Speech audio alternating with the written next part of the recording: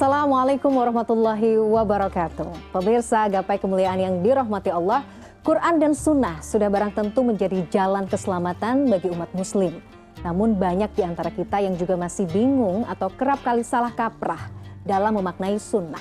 Lantas apa saja dimensi sunnah itu dan apakah semua kebiasaan dan kesukaan Nabi Muhammad SAW juga merupakan sunnah?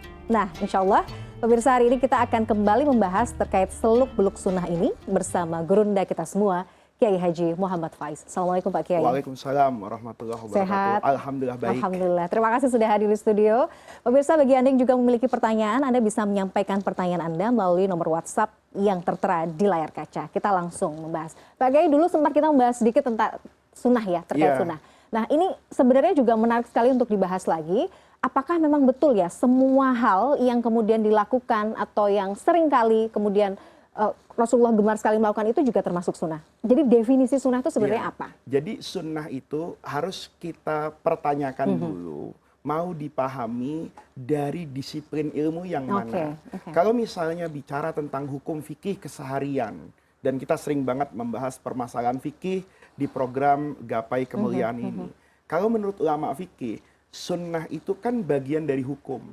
Kalau wajib itu dikerjakan dapat pahala, tidak dikerjakan berdosa. Kalau sunnah kan dikerjakan dapat pahala, tidak dikerjakan itu tidak apa-apa. Nah, oleh karena itu ketika kita menyebut sunnah, kita harus paham sunnah ini apa. Ada ulama ahli hadis misalnya kemudian yang mengatakan sunnah itu ma'udifa ilan nabi. Semua yang dikaitkan kepada nabi. Baik perkataan, perbuatan, atau persetujuan. Itu namanya sunnah. Ada ulama lain yang mengatakan sunnah itu yang menempel pada hidup seorang Rasulullah Shallallahu Alaihi Wasallam. Oleh karena itu, ketika kita membahas tentang sunnah dan Rasulullah yang sering diperdebatkan belakangan ini, maka kita bisa dapatkan bahwa sunnah yang dimaksud oleh mereka itu adalah apa-apa yang dikerjakan oleh Rasulullah, apa-apa yang dilakukan oleh Rasulullah, apa-apa yang menjadi kebiasaan Rasulullah, berpakaian, berjalan, makanan, pengobatan, bentuk dari apa-apa yang nempel dari tubuh, rambut misalnya, jenggot, kumis, dan sebagainya, cara berpakaian, itu dianggap sebagai sunnah. Nah, sunnah seperti ini juga benar. Dalam artian sunnah secara bahasa. Secara bahasa orang Arab bilang sunnah itu adalah at-thariqah, jalan, al-adah, kebiasaan, hukum. Maka kita sering bilang ini sunnatullah. Sunnatullah itu hukum Allah. Itu kebiasaan Allah. Kalau mau hujan, mesti ada mendung. Itu sunnatullah. Kalau mau pintar, harus belajar. Itu namanya sunnatullah. Nah, yang terkait hal seperti ini, maka ulama itu membedakan. Membedakan sunnah mana yang wajib kita ikuti, sunnah mana yang boleh kita ikuti, sunnah mana yang diikuti boleh, tidak diikuti boleh. Dan sunnah mana yang haram kita ikuti. Nabi itu punya tradisi loh. Istrinya lebih dari satu, bahkan lebih dari 4. Itu sunnah Rasulullah. Tapi kalau saya ikuti, itu jadi haram. Puasa wisol misalnya. Tidak berbuka berhari-hari. Itu dibolehkan buat Rasulullah. Tetapi menjadi haram buat saya. Atau nanti ada hukum yang boleh boleh buat saya, tapi tidak boleh buat Rasulullah. Apa contohnya? Nerima zakat. Itu boleh buat saya, tapi tidak boleh buat Rasulullah. Nah, ada apa-apa yang menjadi wajib buat Rasulullah, tapi menjadi sunnah buat saya. Sholat tahajud, sholat duha misalnya. Nah, yang seperti ini, itu kita harus definisikan. Sunnah yang dilakukan oleh Nabi itu, kata ulama, dari apa yang kita jelaskan tadi, harus dibedakan sesuai dengan fungsinya. Nabi itu kan manusia. Maka beliau memiliki fungsi. Kadang berfungsi sebagai nabi dan rasul, menyampaikan risalah dari Allah. Kadang berfungsi sebagai hakim di pengadilan loh, di masa lalu. Kadang-kadang Rasulullah itu berfungsi sebagai panglima perang. Kadang-kadang Rasulullah berfungsi sebagai seorang guru. Nah, dari semua predikat yang melekat pada keseharian Rasulullah, ada ulama yang menarik garis kesimpulan. Yang wajib dan harus diikuti adalah sunnah yang bersifat tasyri'iyah, yang melahirkan hukum. ada sunnah yang boleh diikuti secara substansi, tetapi bentuk dan ragamnya itu bisa berbeda, karena ini namanya bukan sunnah tasyri'iyah, bukan hukum Nabi, bukan tradisi Nabi, bukan pekerjaan Nabi yang melahirkan syariat hukum. Nah, ini untuk memahami lebih mudah gini. Kalau Rasulullah sholat, maka gerakan Nabi dalam sholat itu menjadi gerakan syariat. Shollu kama ra'aitumuni usolli. Sholatlah kalian seperti kalian melihat saya sholat. Begitu Nabi mengangkat tangan hadwa mangkibaihi, lurus dengan anak kuping ini, dengan apa ini pundak misalnya. Maka saya ketika sholat harus seperti itu, nggak ada daya tawar. Saya sholat subuh misalnya 2 rakaat, gerakan Nabi melakukan sholat 2 rakaat itu wajib saya ikuti. Tetapi ketika Nabi melakukan sesuatu yang tidak terkait dengan aspek syariah secara langsung, saya tidak harus mengikuti. Apa contohnya? Kejadian di Perang Badar.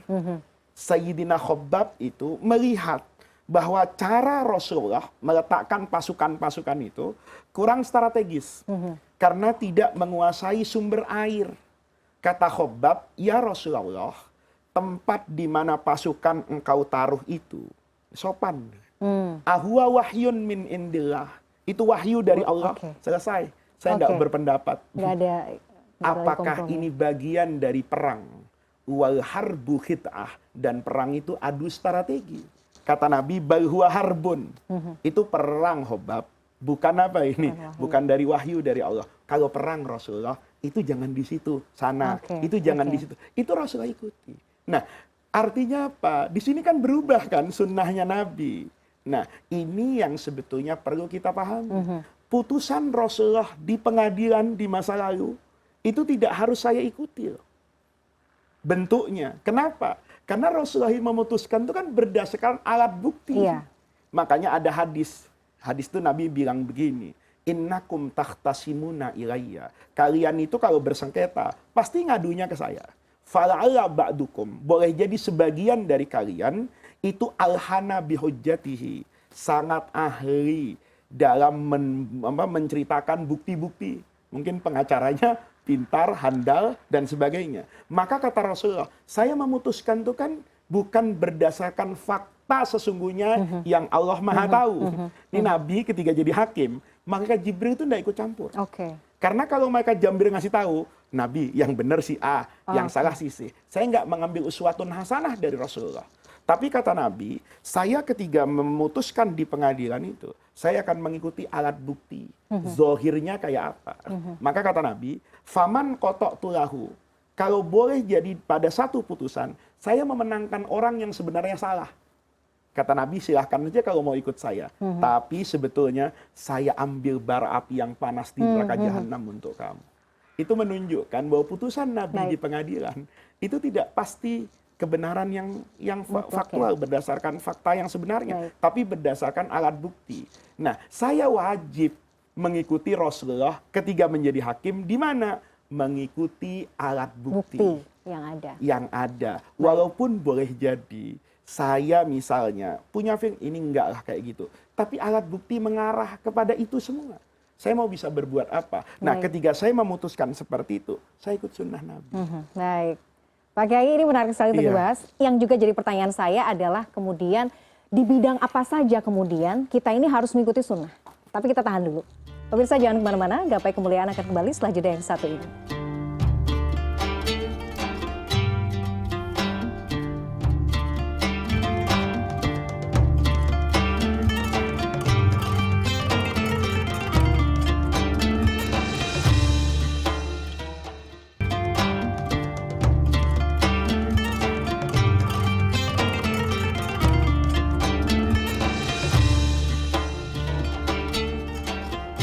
Pemirsa, terima kasih Anda masih menyaksikan Gapai Kemuliaan dalam episode apakah semua kebiasaan dan kesukaan Nabi itu adalah sunnah. Nah, ini yang menjadi pertanyaan Pak Kiai.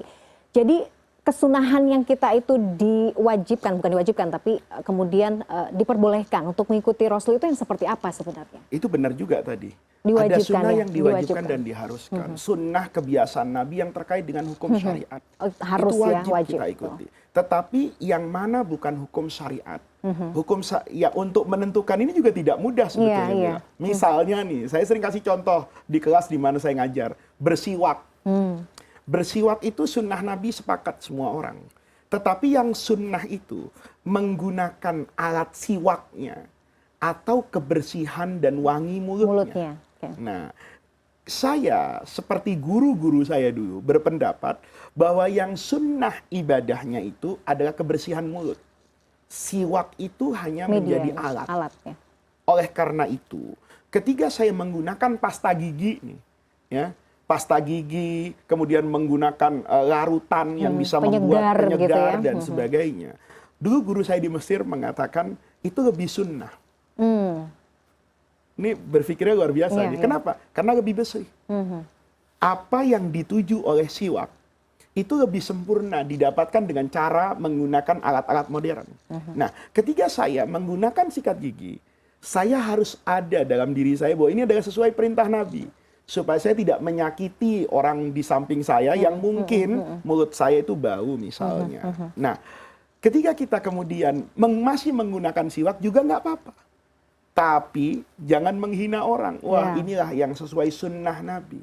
Ini cuman alat kan sebetulnya. Yang akan berkembang setiap zaman. Kalau kita mau cari kayak gitu. Mandi kita, alat-alatnya. Itu sudah berbeda dengan Rasulullah.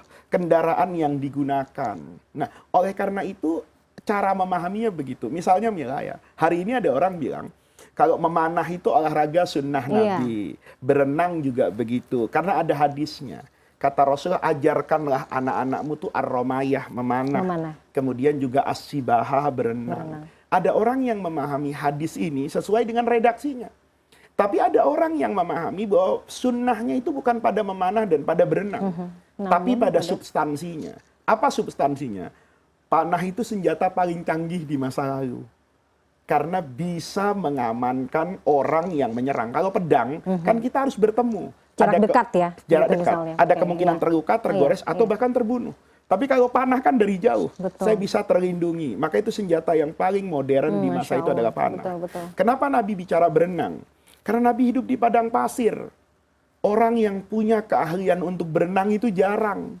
Tapi sepanjang pantura Jawa, atau orang Jawa yang rumahnya di sungai-sungai itu pinter berenang semua. Maka Nabi seolah mengajarkan, kalian harus menguasai keahlian yang jarang dimiliki oleh orang dan dibutuhkan pada satu masa saat kalian berpindah hidup dari lingkungan padang pasir kemana-mana. Maka coba lihat, begitu Nabi mengajarkan seperti itu, banyak sahabat yang berlatih berenang. Itu dimanfaatkan ketika mereka nanti menyeberang ke Konstantinopel misalnya, melewati lautan. Nah, hari ini saya kemudian mengatakan kepada anak-anak saya, kamu tidak cukup belajar memanah. Karena panah sekarang bukan senjata yang menakutkan. Tapi panah itu mengajarkan orang fokus. Ya, ketelitian. Dan itu dibutuhkan bukan saat memanah. Bekerja, meraih cita-cita, membaca zaman, tantangan hidup. Ketika saya kemudian mengajarkan kepada anak-anaknya, saya fokus dalam bekerja, fokus dalam meraih cita-cita, fokus dalam studimu itu fakultas ekonomi, kedokteran, apa yang dibutuhkan hari ini, itu sudah dapat sunnah. Ketika anak saya misalnya hari ini, saya sekolahkan bahasa yang jarang bisa dilakukan oleh banyak orang.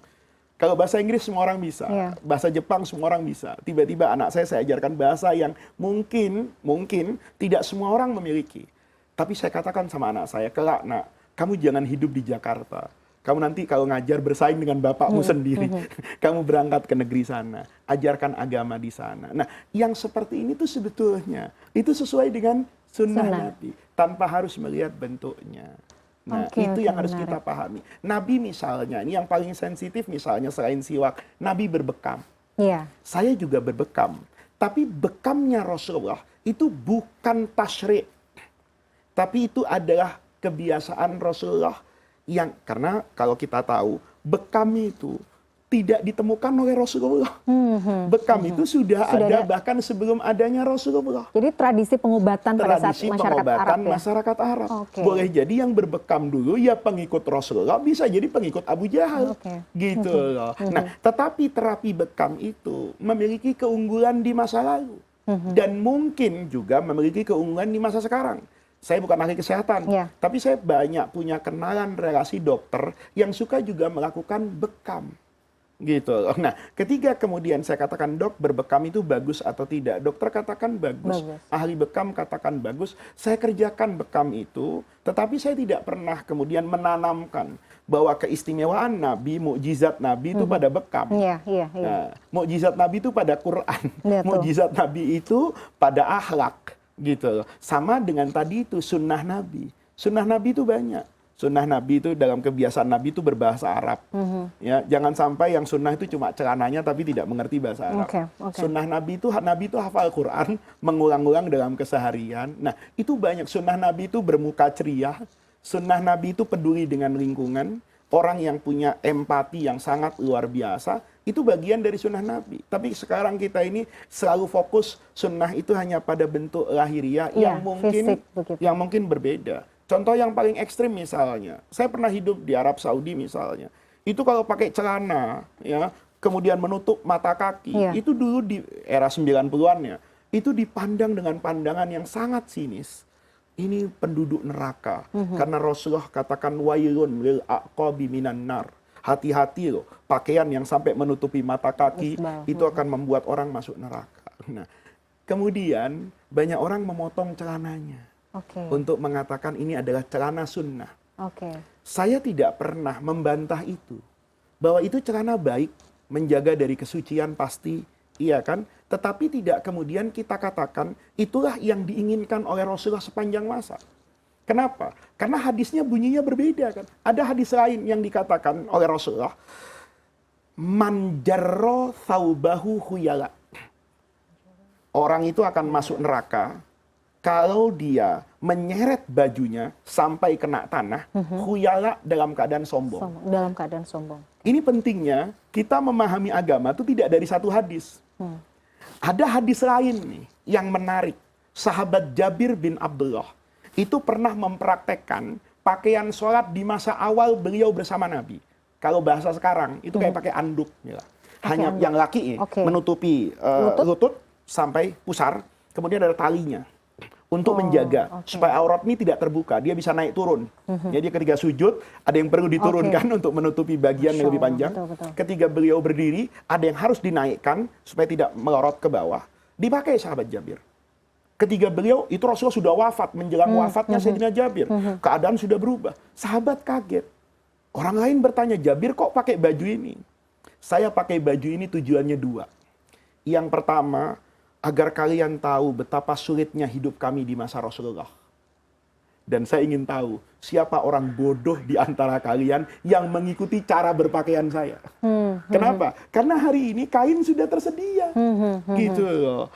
Orang ketika sekarang menutup kain panjang seperti itu tidak dikatakan sombong. Karena celana murah sekarang harganya. Nah, itu namanya sunnah. Ketika kemudian saya berpakaian sesuai dengan kebiasaan orang di zaman ini, standar kerapihan, kepantasan, itu kan berkembang. Maka saya juga dikatakan ngikuti sunnah Nabi. Kenapa? Nabi bilang kalau berpakaian, pakaianlah yang baik, yang dipahami oleh semua orang sebagai kepantasan berpakaian. Jangan juga kata Nabi memakai libasus suhroh, pakaian yang tujuannya supaya Anda itu terkenal seolah-olah paling soleh, paling baik dan sebagainya. Jadi itu tadi ya. Jadi letaknya justru bukan di secara fisik atau lahiriah bahwa celananya misalnya sudah ngatung atau bahasanya nggak isbal gitu ya Pak Kiai. Tapi kesombongan. Dan konteks hadisnya seperti apa dulu pada saat itu? Konteks hadisnya karena pada masa itu kata Rasulullah, ya kalau Anda pakaiannya berlebih kayak begitu kan lebih baik dikasih kepada orang yang kayak sahabat Jabir tadi. Pakai seperti itu. Hari ini kan nggak ada Mila. Orang yang sholat pakai kain ukuran seperti itu. Tidak punyanya orang. Sekarang masih bisa pakai kaos putih itu loh, dengan sarung hitam itu yang harganya mungkin 50.000 sudah cukup dan itu ada pada kemampuan semua orang. Dan jangan sampai ketika sudah begitu, itu kan sebagai bentuk kecintaan kepada Rasul sebenarnya.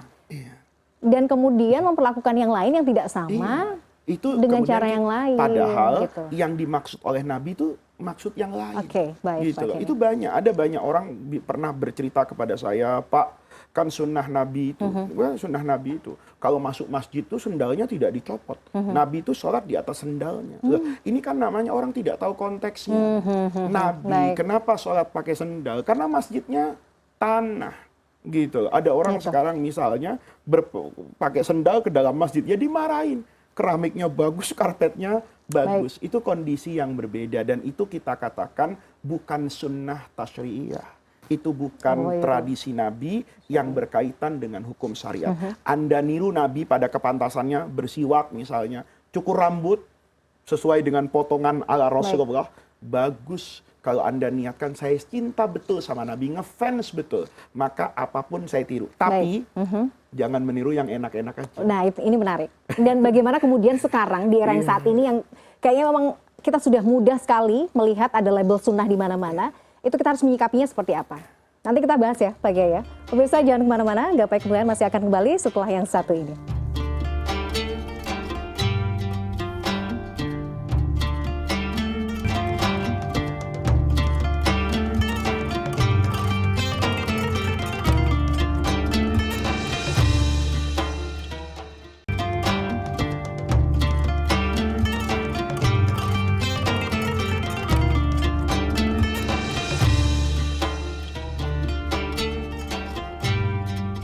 Pemirsa, terima kasih Anda masih menyaksikan Gapai Kemuliaan dalam episode apakah semua kebiasaan dan kesukaan Nabi itu adalah sunnah. Nah, ini menarik judulnya Pak Kiai ya. Tadi kan apakah semua kebiasaan dan kesukaan Nabi sunnah. Tapi kalau kemudian dibalik, kalau tidak dilakukan oleh Nabi, apakah itu juga bukan sunnah? Tidak harus. Tidak harus. Karena kan Nabi ketika tidak melakukan sesuatu, meninggalkan sesuatu, mungkin Nabi punya alasan yang berbeda. Misalnya yang paling masyhur, Sayyidina Khalid bin Walid nih, panglima Islam yang terkenal itu pernah memotong binatang yang namanya ad-dobbu, biawak Arab. Tapi jangan dibayangkan kayak komodo itu, enggak. Dia kecil, lebih kecil dari kambing lah ya. Itu disembelih oleh Sayyidina Khalid, itu biasa banyak di padang pasir, dikonsumsi secara umum, kemudian setelah itu dihidangkan. Ada Rasulullah, gitu. Nabi nanya, daging apa ini? Kata Khalid bin Walid, ini daging dob. Kata Rasulullah, saya tidak makan. Apa itu kemudian menjadi haram? Enggak. Tapi boleh jadi Nabi meninggalkan sesuatu itu ada alasannya. Misalnya, sholat taraweh nih, kemarin kita habis Ramadan. Nih.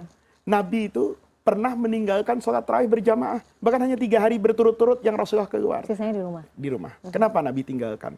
Khawatir. 2. Khawatir nanti dipersepsikan tarawih itu wajib. Atau Allah turunkan kewajiban untuk tarawih. Maka Nabi kemudian memilih untuk sayang kepada umatnya. Kalau saya sholat terus, orang sholat terus, nanti kata sahabat Nabi, ini wajib ya? Ya udah tiap hari kok, ya udahlah wajib. Jadi wajib kan? Nah, jadi Nabi meninggalkan sesuatu itu tidak menjadi hukum. Visioner ya Rasulullah. Yang penting kalau kita mau mengatakan ini boleh atau tidak dikerjakan atau tidak boleh dikerjakan, itu patokannya dalil. Bukan patokannya Nabi mengerjakan atau Nabi tidak mengerjakan. Gitu. Itu dalil gitu. Dan dalil itu akan berkembang kan pemahamannya. Ada dalil dalam Islam itu dalil payung. Dalil payung itu adalah hadis Nabi yang bisa kita gunakan untuk banyak hal. Misalnya, kata Rasulullah, innamal a'malu binniyat. Semua amal perbuatan itu tergantung niatnya. Mila melakukan satu perbuatan yang boleh jadi buat saya nggak pas. Misalnya masuk partai. Begitu masuk partai saya tanya, Mila kok pilihnya partai itu?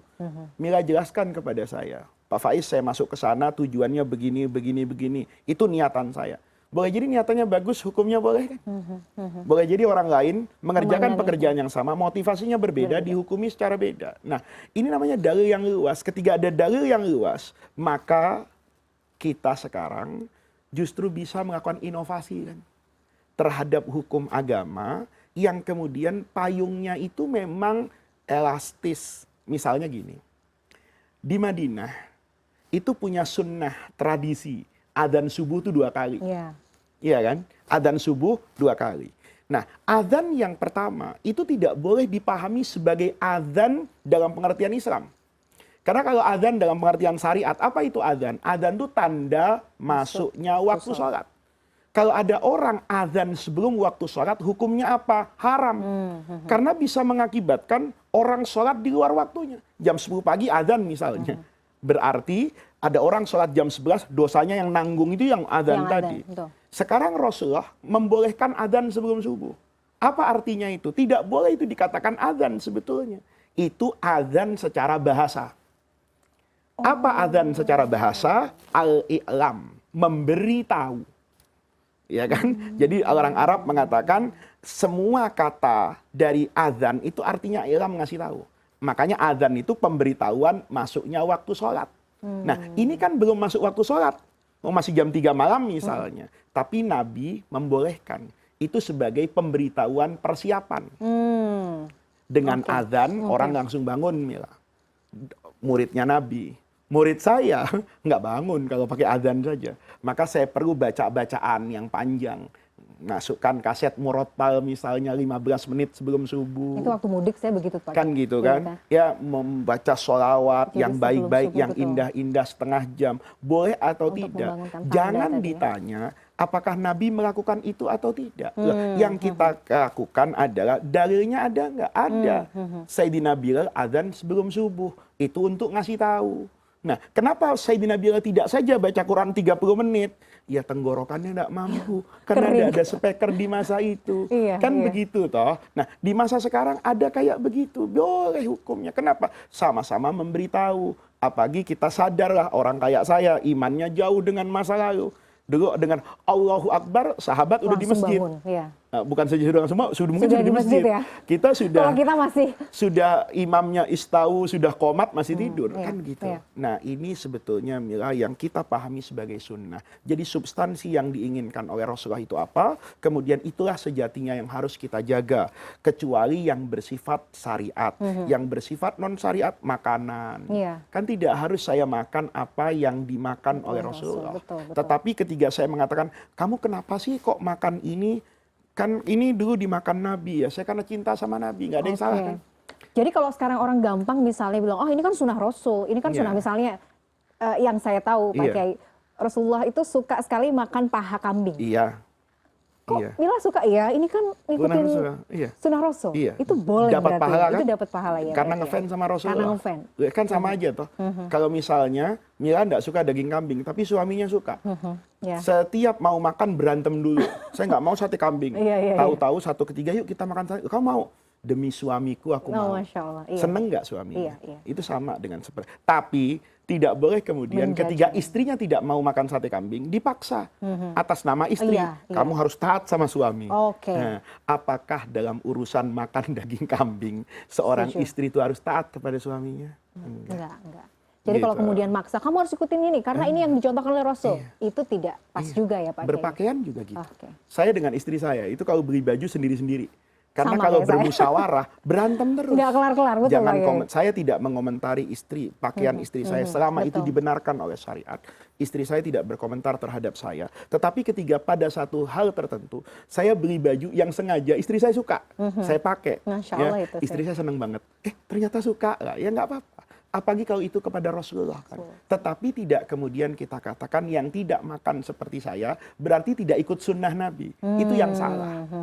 Gitu loh. Sunnah Nabinya bukan pada bentuk makanan, tetapi sunnah Nabi adalah memakan. Makan itu kebutuhan untuk melestarikan hidup supaya punya kekuatan. Kekuatannya dipakai untuk taat kepada Allah. Dan yang paling penting berhenti sebelum kenyang. Nah, inilah sebetulnya sunnah Rasulullah. Diikuti bentuknya mau kurma, ya, bentuknya mau nasi rawon, bentuknya nasi itu nasi pecel, nasi kebuli, nasi itu nggak ada nasi sunnah dan ada betul.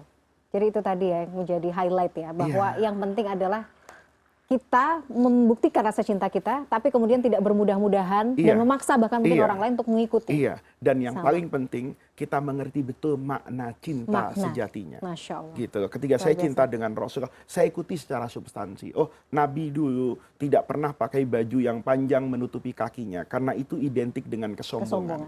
Hari ini orang yang memakai baju seperti itu tidak identik dengan kesombongan. Karena hal yang lazim. Hal yang lazim, tapi ada kesombongan yang berbeda.